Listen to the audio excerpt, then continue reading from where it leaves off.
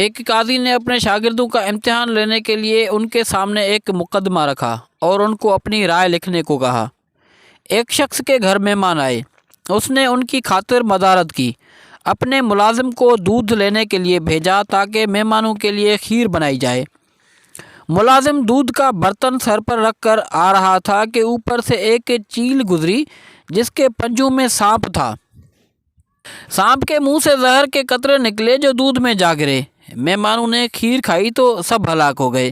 اب اس کا قصوروار کون ہے؟ پہلے شاگرد نے لکھا کہ یہ غلطی ملازم کی ہے، اسے برتن ڈھانپنا چاہیے تھا، لہذا مہمانوں کا قتل اس کے ذمہ ہے، اسے سزا دی جائے۔ قاضی نے کہا کہ یہ بات درست ہے کہ ملازم کو برتن ڈھانپنا چاہیے تھا، لیکن یہ اتنا بڑا قصور نہیں کہ اسے موت کی سزا دی جائے۔ دوسرے شاگرد نے لکھا اصل جرم گھر کے مالک کا ہے، اسے پہلے خود کھیر چکھنی چاہیے تھی، پھر مہمانوں کو پیش کرنی چاہیے تھی۔ قاضی نے یہ جواز بھی مسترد کر دیا۔ تیسرے نے لکھا یہ ایک اتفاقی واقعہ ہے، مہمانوں کی تقدیر میں مرنا لکھا تھا، اس میں کسی کو سزاوار قرار نہیں دیا جا سکتا۔ قاضی نے کہا کہ یہ کسی جج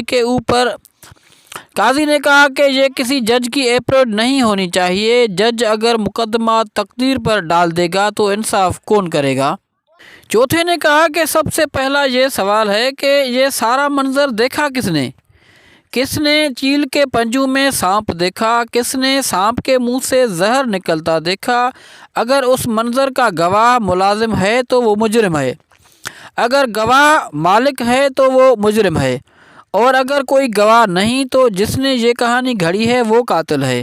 قاضی نے اپنے چوتھے شاگرد کو شاباش دی اور صرف اسے منصب کا اہل قرار دیا۔